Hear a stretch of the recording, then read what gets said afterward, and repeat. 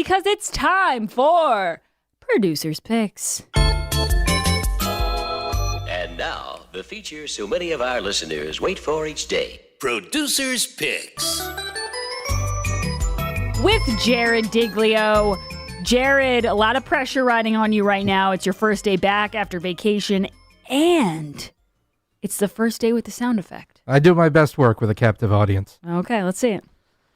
So we're going to start off with Bill Gates, everybody's favorite possible supervillain. He tweeted out last year or a few years ago, and it's now come back to light. This is a tweet from Bill Gates. I drank water made from human feces. Here is an update on the machine that produced that water. Now, it's sewage treatment, it's water purification, it exists as a I get all that. I understand. I understand the science behind it. I know that he is not actually, doing something that sounds disgusting, but it's tweets like that don't make me want to eat your fake protein meat. Like that is a turnoff. Not that I want to eat your fake meat anyway, but that's the type of thing that sets me against it.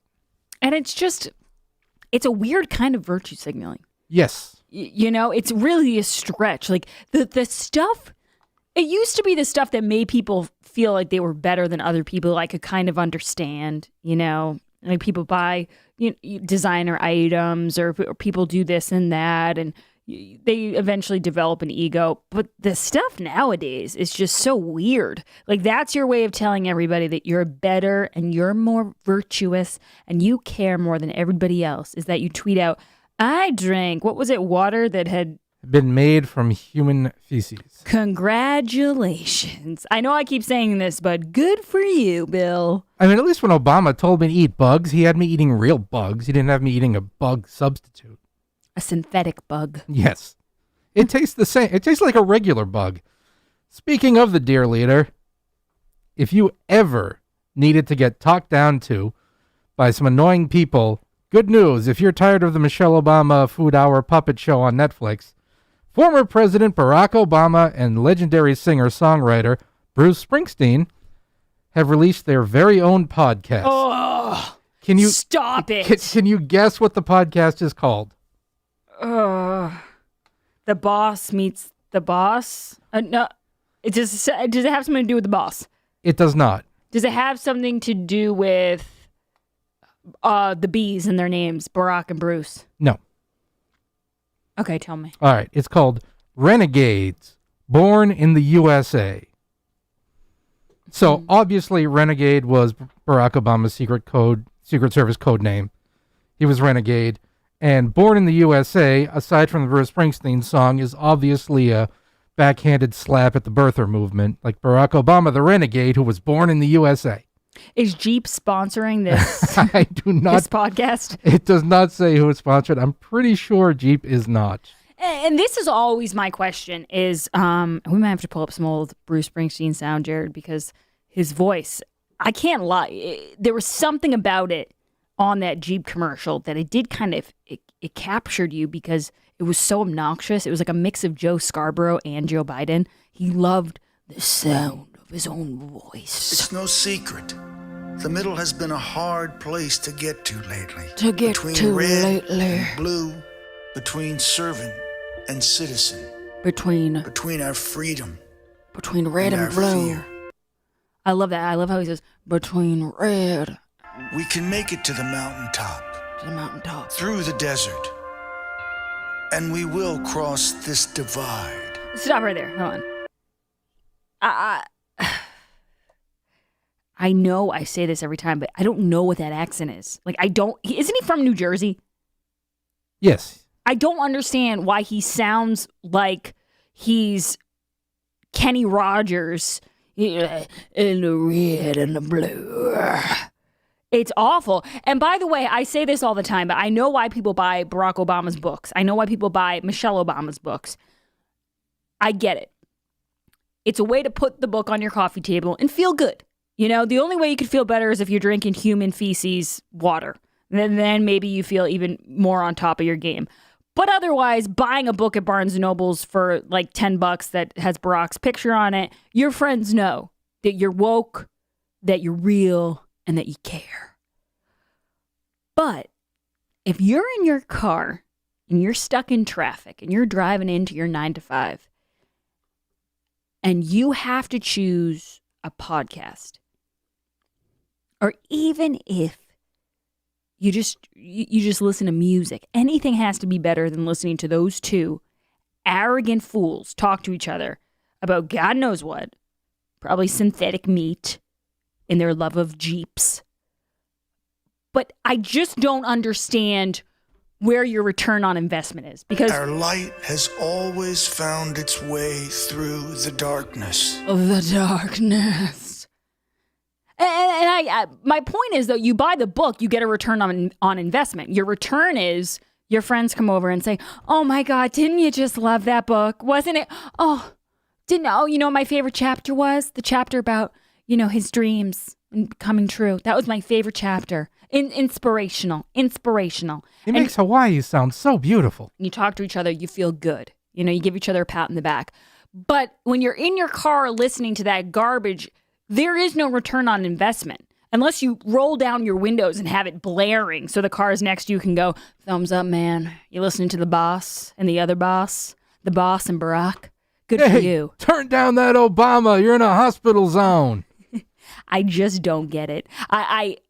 I'm so confused by, I need to know the numbers that go into it. I need to know who's listening. And I feel the same about the Harry and Meghan podcast. Like, I need to know who, in a world of podcasts galore, you could listen to Joe Rogan, you could listen to Dirty Rats, listen whatever you want, that you would choose some of these podcasts blows my mind. Or as Bruce Springsteen would say, blows my mind. Thank you, Jared. You really got me riled up here with producers' picks. Speaking of blow, customs officer sees 44 pounds of cocaine-coated cereal. Cocaine-coated cereal. Yes. You know what my next question is going to be. What was the cereal's name? Yes. What was the cereal's name? It was cornflakes. Cornflakes. Interesting. I don't think if I were to be in charge of this cereal cocaine operation, that would have been my choice. I think I would have either done Frosted Flakes, because I think they tend to have more of a white coating, or maybe Lucky Charms, because those the non-marshmallows of Lucky Charms are very white. Yeah. So Customs and Border Protection officers in Cincinnati recently intercepted a 44-pound shipment of cornflakes that were coated in cocaine, officials said. Interesting. It's not the worst way I've heard of doing it. The cereal was headed to a private residence in Hong Kong, according to U.S. Customs and Border Protection. I mean, we've seen people, on Police Blotter Facts Friday, the stuff that people stuff cocaine into, watermelons under their shirts. Cereal's not, it's not a terrible idea. Never pegged Hunter Biden for a cornflakes guy. One more story. Taylor actually brought this to my attention, and now it's kind of blown up after I've seen it on the TV. Disney Plus, the Disney streaming service, has recently added the Muppets. The Muppets, Kermit the Frog, Miss Piggy. Yes, I was not Ozzie a Muppets Bear. person. I was never a Muppets girl, but I'm familiar with their work. Well, some content on Disney Plus comes with a disclaimer, and the Muppets is the latest to have a disclaimer, which reads that this program includes negative depictions and or mistreatment of people or cultures. These stereotypes were wrong then and are wrong now. Rather than remove this content, we want to acknowledge its harmful impact, learn from it, and spark conversation to create a more inclusive future together. Wait, I'm confused. Is the frog community offended? I don't know. I don't know what stereotypes they're talking about. Bears are hilarious. I'm not. Frogs are very musical. And Piggy, Little Miss Piggy. I mean, she was a bit of a diva, but I think that paints divas in a bad light. See, Jared, this is why we have such different tastes and stuff. Not that I even really watch the Muppets, but if I had to pick one that I thought was entertaining, it was Piggy. I just thought she was hilarious, and you immediately give me the no-go on that. Well, I mean, she was kind of, honestly, I don't want to offend who might have been Biden's cabinet pick, but she was kind of shrill and a diva, and she was borderline abusive to Kermit. I mean, I'm I mean, I don't want to paint Kermit as a simp, obviously, but He definitely was a simp. he was very much a simp. Do you know I can do a really good Kermit voice? All right, let's hear it. Someday we'll find it. The rainbow connection. Not bad. Yeah, it's actually not great when I hear it back on the microphone. I thought it was better. I need a little warm up though. I think that was too much, off the top. Off the cuff, as they say. Guys, by the way, it's true what they say at Perfect Smiles. Change your smile, change your life. I saw the change with Howie and with the mailroom manager. Many people walk around not smiling all day, all their lives, because they hate their teeth. And it really can affect more than just your smile. It starts to affect your confidence, the way you carry yourself. And when people get their teeth fixed and they get a perfect smile, they always say, I wish I had done it sooner. Well, if you're listening right now in your car, this is your sign. You got to check out Perfect Smiles. You do not have to take my word for it. Go to perfectsmiles.com.